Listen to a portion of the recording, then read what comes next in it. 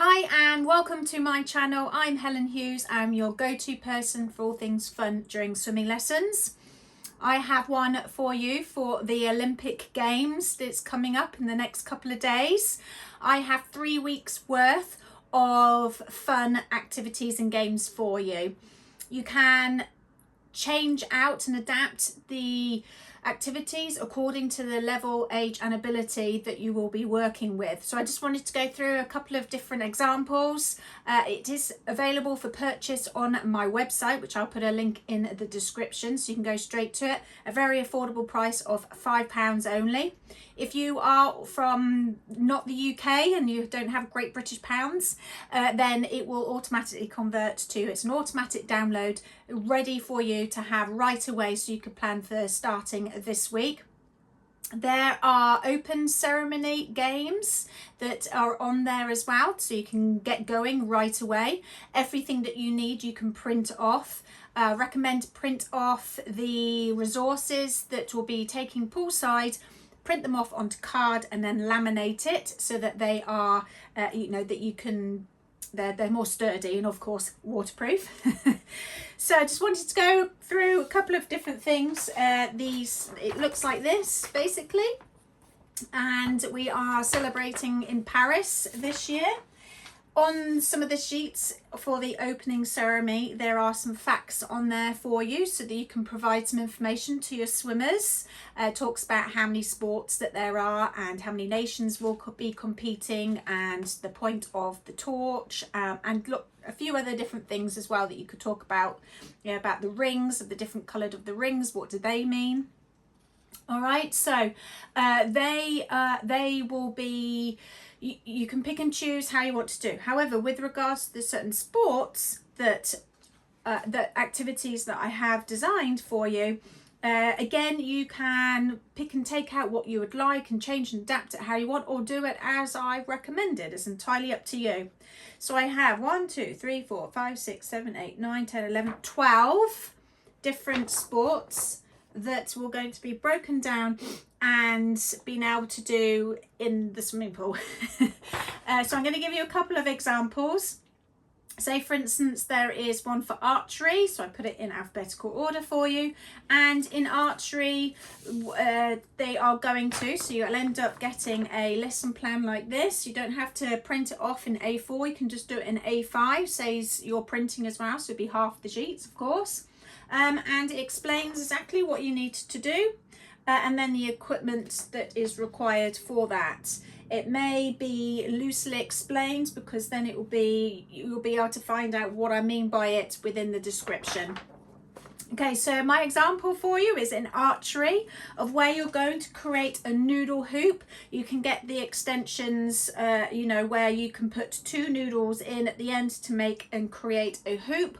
Or you may already have some, some rings or hoops anyway that you use during your swimming lessons. You could use that. That is the target that you're going to be using. So it might be that you may have the facility to be able to hang it if you have your own pool, or you can prop it up that it's on poolside, prop it up so that you could use the hoop as the target.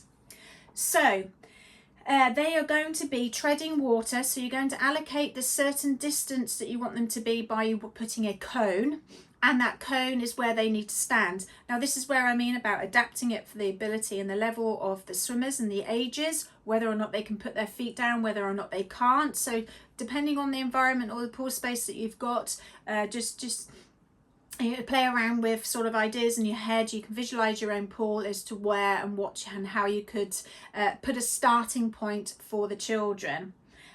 So in the pool that I had, the children couldn't put their feet down, so it might be that they may need to have some type of assistance for the younger ones, whether or not they're using a flotation device, which I, of course, as you well know now, I recommend the Orca Swim Trainer. They may be needing to sit on a noodle, or or the older children, sort of more advanced, will be treading water to do this, which is a great skill in itself.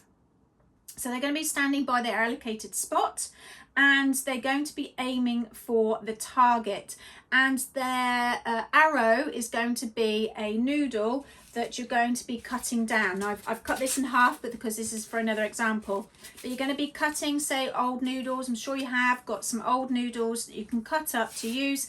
You can always, you know, make it a little bit more like an arrow if you're wanting to carve it in a bit. All you need to do is use a bread knife to be able to cut in, just to shape it if you want to go. If not, then you just need to be using the noodles, and they're going to be treading water or standing in the water, and then throwing their arrow into the target. And you as the teacher are going to see that if they clear it really quite easily, maybe you can give them a little bit of a higher point. So if they really aim to get through the middle, then you give them a higher point. If they have just touched the side and it's still gone through, then maybe you give them maybe 2 points, or just allocate a point system that works for you. If it doesn't go in, or if it hits the outside of the target and bounces out, then it's not a point. If it bounces off the hoop and in, so it bounces off the rim, if you like, and then through the target area, then that is no point either. So just think about these different things according to their age. Of course, we want them to try and be as success as possible, because what you'll be doing is, if you wish to, there is there as well a medals chart that you can print off and laminate again, and you can write the children's names on, and you can print these off a good couple of, obviously the amount of times that you need to have for your group. And you've got gold, silver and bronze, so for whoever wins those specific sporting events, then you can put the points. You can either put stickers in, you can tick them, or if you're going to be tallying up with points, then you can do that at the end once they've done all of their sports. You might want to keep a record of what sports that they have done, so that you can then add up. But the children might like to see this on their notice board to see how they are doing through the events. This will also encourage those swimmers through the summer holidays coming through for the next couple of weeks, that they are wanting to get as many points as possible. So especially for the older children, they may want to really get themselves up there on the medals board for that. So that is archery. So let me just make sure that I have said everything. So variations that you can do do different size targets, awarding certain points. You can do different, you can even have 3 different sizes up and out, depending on if you've got hoops, and then you can vary the distance away that they can actually be throwing their arrows. So there's an example for archery. I've got one for athletics. Now in athletics, I have got ones within athletics as well. I've got long jump, 2 type of activities for long jump, 2 activities for high jump. There's a sprint, there's a relay race, there's a shot put, javelin and discus in there for athletics. So within that there is multiple. The other sports that I've put is basketball. There's one for cycling, equestrian, field hockey, football, golf, gymnastics, rhythmic gymnastics, rowing and weightlifting. And it gives you the equipment list that you need there. Just wanted to give you examples. Say for instance with golf, you'd be cutting up your noodle. You're having golf tees that you can buy, very inexpensive bag that you can use for multiple other lessons as well. I've got loads of examples to give you for using tees, and they are going to be using either ping pong balls to be able to balance, or you've got pom-poms. So it's golf, for example, but obviously it goes into more detail. You've got rhythmic gymnastics that you might want to add in some type of ribbons that you can make, or you can get these yourselves. Or I've got these because I've used these for other different themes. So I was thinking you could get those out. So they're going to be choosing, because in a rhythmic gymnastics there are different equipment that they can use. So they can choose. So you've got hoops, ribbons, and they have balls, so you're going to do maybe use a volleyball sized ball for them to do that. And again, everything's explained. If you don't have any ribbons, and if you've got sensory scarves, then again you can attach them maybe to a diving stick or hoop, and then they could do their rhythmic patterns with their ribbons as sensory scarves. If you don't have a pack of sensory scarves, highly recommend it. I have done an equipment list for newbies, or I've done a previous video on different equipments that I would really recommend, and as a starting kit, and sensory scarves is one of those to purchase. So other games that I've got in there, I have got the opening ceremony. Let me just get my page up. I've got the opening ceremony, a couple of games for that, of where you are going to replicate. You've got a printout of the rings. I haven't printed it out, but you've got a printout of the rings that you can print off and use. I've got an activity for that. Also, you're going to be doing a torch, a relay torch, because what they do beginning of the opening ceremony is that they have a few facts and facts in there as well to explain where they're going. But the torch, the Olympic torch, has been on its travels for a few months now, of where it's traveling all the way from Marseille to up to Paris for the opening ceremony. So different things that you can use for a torch is that I've recommended cones, or if you've got ice cream cones, which again is on a list for you to purchase, because you'll be using these over and over and over and over again.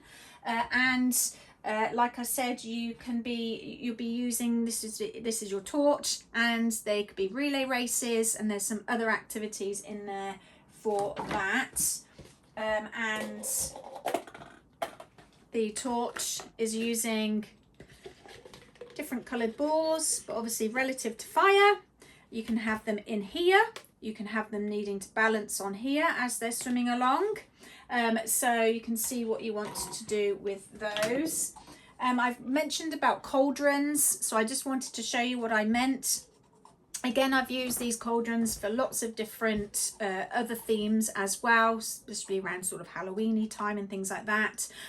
But these do come, you can get these in a pack as well of quite a few of them, which again, I've got an activity in there with regards to, because what they do is that once the torch has made its way to the main stadium, they then light the torch to the cauldron.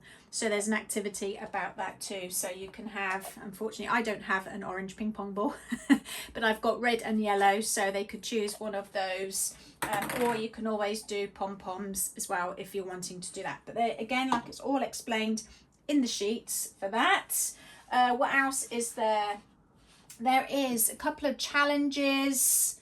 I do have a printable for a torch that you can print off, and the younger ones, if you're doing like little loose part play type of thing, if you haven't watched my play and swim mini course, then please make sure you get that as well, because it will explain what I mean by loose part play and things like that. But there's a printable, again, print off, laminate, and then you've got pom-poms, because they don't roll. They're going to create their torch by using pom-poms, but that's on there.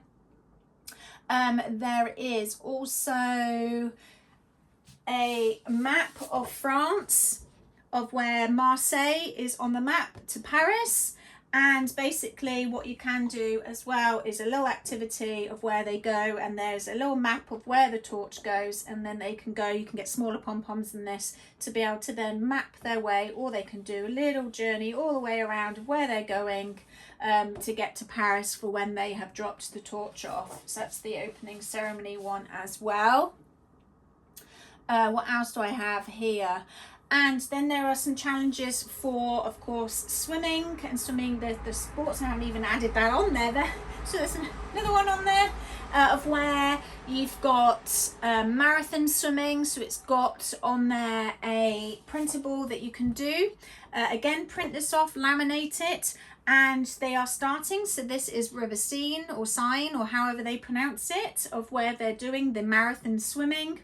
and of course all the contenders are the athletes, are the swimmers that are going to be swimming. So they are actually going from a bridge called, it's in here as well, I need to see what it's called. It is Pont Alexandra II bridge, and they're swimming to Pont de Almo. So they are swimming, so it's 10 kilometers. So they're going to one bridge to the next. So the one bridge to this one and then back. So they're doing a loop. And what you can do is that it's 400 lengths. So the challenge is for them to swim that as a team or individually. But you can use stickers as hats, and that's their distance. You can measure this to mark out how many meters is how many centimeters or whatever on here to be able to do, and then you can mark them on of how far they have gone. So there's a challenge there. All the information is on there for you. I've done some examples for water polo, artistic swimming, because it's no longer synchronized swimming, which I have learnt something new. And then I've put in there sort of a mini gala for swimming. And what else have I got in here? So loads of cool things. This will tie you over for the 3 weeks to have a really great fun sessions of where you can then go to the medals board and you can add them up, and you can do a little bit of an awards ceremony at the end of where, you know, you've created some type of medal or something. Maybe you can make it out of cardboard and put some, you know, colour it in, or use coloured noodles as a medal. Just something that's just really fun for them to have at the end. Maybe you can just give out some gold, silver and bronze stickers, or something to just make it really quite fun for them. Of course, celebrate those that have been coming and attending to fill in your medals chart, because those children will be the ones that are looking for rewards. They are the ones that enjoy getting that. Some children, you might find that they're really not bothered. That's okay. If they want to participate in it, fantastic. If they don't, then that's okay as well. And they can, you know, just enjoy the process as they are watching and cheerleading their friends on. So loads of cool things on there. If you have any questions, let me know in the comments below, and go check out all my other videos that we have on here. And on my swim education Facebook page community, there are thousands of swimming teachers on there that are also looking, and like-minded teachers, for some inspiring lessons to make it fun and engaging.